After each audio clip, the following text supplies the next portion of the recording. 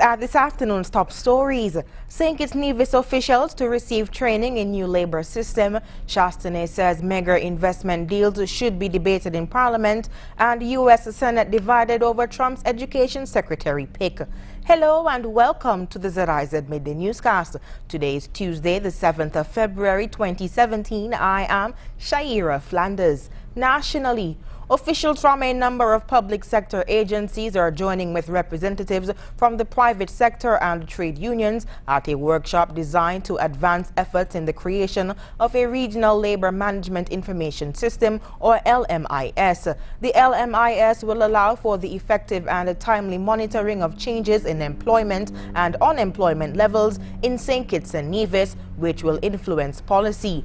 Acting Commissioner in the Department of Labor, Shernell James, said the data will be pivotal in monitoring employment changes for government, employers and workers to devise appropriate employment policies and adjust to varying conditions in the labor market. While assisting local institutions in program planning, the information will ultimately be used to shape policy for the Caribbean community. Ms. James said that when established, the LMIS will allow for the proper management of the free movement of people provided for under the CARICOM Single Market and Economy, or CSME. The workshop is being held at the Ocean Terrace Inn and is drawing participation from representatives from the Chamber of Industry and Commerce, the St. Kitts Trades and Labor Union, the St. Kitts Teachers Union, the Department of Labor, the Social Security Board, the Department of Youth Empowerment, the Ministries of International Trade, Education, Finance, Sustainable Development, Health and Legal and Justice Affairs, and the Human Resource Management Department. Meanwhile, Senior Minister and Minister of Labor in the Federal Cabinet, Honorable Vance Amory, has welcomed the February 6th to 9th Labor Management Information System, or LMIS, training workshop that will expand the world of work opportunities to nationals of St. Kitts and Nevis. Honorable Amory said that the system will provide statistical information that will be used in shaping policies and programs that will have a positive impact on the local labor market. Rosa May Whittier, Free Movement and Labor Officer in the CSME unit, is facilitating several sessions of the training in St. Kitts and Nevis and other regional territories. She said that while there seems to be a lot of information collected in various countries, the analysis of such data is lacking.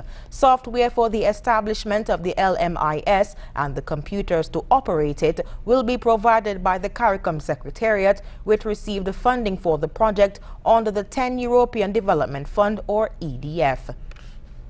The Ministry of National Security, in collaboration with the Private Sector Coalition for Support of Security Initiatives, will be holding an Uprooting Crime and Violence National Crime Reduction Symposium at the St. Kitts Marriott Resort on Thursday, 9th February 2017 from 9 a.m. to 4:30 p.m.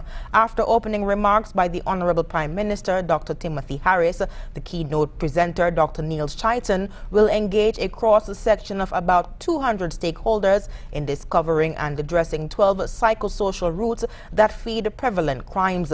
This will be followed by open discussion on the 12 roots of crime, as well as any other issues that, in the opinion of stakeholders, need to be addressed in order to uproot crime and violence in St. Kitts and Nevis. Participants will then meet in professional or special interest groups. The root of crime that is most familiar to their profession will be identified, and using the guidelines that will be provided, they will discuss and build at least one relevant strategy to address that route.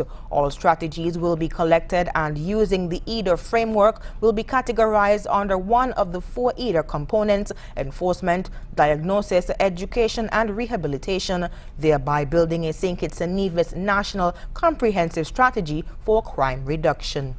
Moving on to news on the regional scene, Prime Minister and Minister for Finance in St. Lucia, Alan Chastanet, recently shared his views on whether mega investment deals should be debated in Parliament. Here's more. Prime Minister Chastanet says the Labrie MP definitely made sense when he called for mega investments like the Desert Star Holdings deal to be debated in Parliament. Alpha Baptiste says this would ensure that the country is aware of all potential investments that can impact their lives. The Prime Minister says the suggestion is a good one, but the SLP administration is on record as signing some big deals which became public after the fact. I agree with him. Well, I mean, when I signed the agreement with DSH, it was public. So I'm encountering more and more contracts that were signed by the former government that I didn't know existed, and I'm sure you didn't know. You know, there's one of them that's actually circulating on social media. And there are many more like that. So I would like to think that the Labour Party is going to be adopting that policy. I think it's a good policy. But I applaud the fact that the Labour Party now has understood and has appreciated they should not be signing agreements, because you had Rochamel, you had a lot of other agreements. Grindberg, classic case. And I'm only hoping now that there is this new transparency on their part. Chasney says it is curious that a St. Lucia Labour Party administration failed to implement such a policy. He says the goals behind the suggestion are accountability and transparency, which are among the tenets of his corporate style of governance. Because people keep on trying to suggest there's absolutely no relationship between business and government. There is. The structures, the organization structures are the same. So in my mind, the shareholders of the government of St. Lucia are the taxpayers and the citizens of this country. We've been elected as the board of directors. As board of directors, our responsibility is to control and direct the assets of the state to the best benefit of the country, not individuals, of the country. And we must be able to justify what those are. There are times in which, if you're going to be in negotiations with people, that there is going to be a requirement for confidentiality. You may be dealing with a company that has a special recipe or a special program, and they want to do that. You have companies that want to take their competitors by surprise. They don't want their competitors to know they're actually in negotiations to be able to come somewhere. Okay, so they want that to be a particular surprise. So transparency is not what is in the contents of the agreement. Transparency is that the process that we used to be able to sign that, and what we did to perform the due diligence is what was the right way. The Prime Minister says DSH is the first major deal signed by his administration, and he maintains that it is, quote, in the public eye. He says as for future agreements, he will let the media and public know well in advance when his administration is negotiating with a potential investor and when documents are signed. He, however, believes that making the contents of a deal public does not constitute transparency. What does, he says, is assuring the public that due diligence has been conducted. CEO of the Barbados Agricultural Society, James Paul, says local farmers can produce all the eggs needed for local consumption and that there is no need for imported eggs. More in this Nation News Barbados report. CEO of the Barbados Agricultural Society, James Paul, is again chastising the private sector for importing items which local farmers can produce adequately. Speaking during a press conference at the BAS Beccles Road, St. Michael office, he said there was no reason for businesses to import eggs. This country is 100% self-sufficient in the production of eggs. And we have farmers large and small who actually produce eggs and they sell them to the local market. So these are both large and small persons. Why is it then that we have these corporations that have come into this country, some of them, who will still seek to try to bring eggs into this country, when at the same time we have shown that the local market can meet the local demand for eggs? We have got to, we are operating in a situation where we have got to be creative in Barbados about either earning foreign exchange or saving foreign exchange. And the agricultural sector, I think, when we listen to the thing from the central bank governor, I think really that the agricultural sector offers Barbadians the opportunity to address the issue of earning foreign exchange and saving foreign exchange. But it will not work if we have these renegade elements in our private sector who, for their own interests and not for the interests of the country, will proceed to engage in actions that basically will disrupt the livelihood thousands of Barbadians who are engaged in the agricultural sector. And these are some fundamental issues which need to be brought to the fore, that we cannot have that type of recklessness operating in private. Moving on to news on the international scene, as the U.S. Senate prepares to vote on Betsy DeVos's nomination for Secretary of Education, it appears the vote could be very close. One reason why she is not liked by many Democrats and even some Republicans is her support for privately operated charter schools. If confirmed, I look forward. President Donald Trump's nominee for Education Secretary is getting a lesson on Capitol Hill. I come to the floor to announce a very difficult decision that I have made, and that is to vote against the confirmation of Betsy DeVos to be our nation's next Secretary of Education. I have heard from thousands, truly thousands of Alaskans who've shared their concerns about Mrs. DeVos.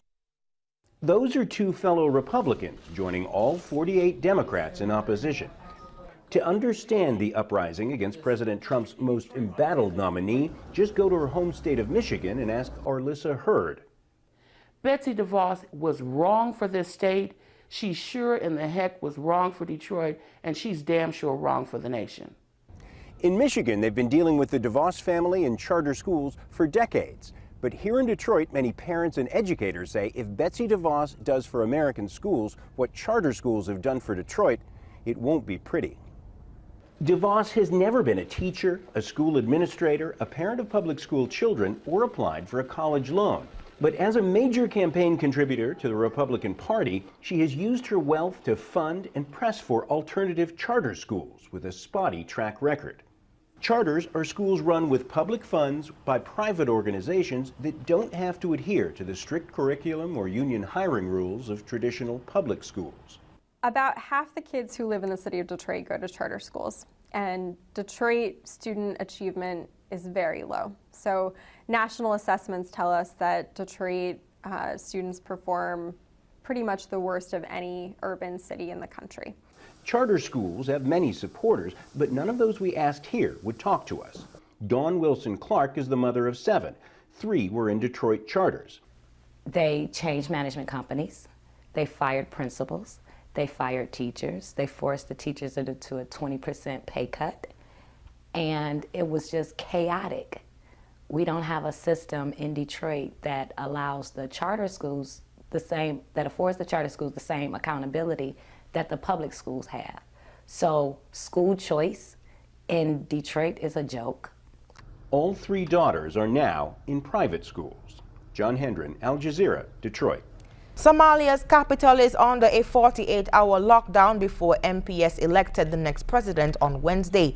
The vote was delayed after several attacks by the armed group Al-Shabaab. Here's more. On Mogadishu's narrow streets, security forces are maintaining a high profile.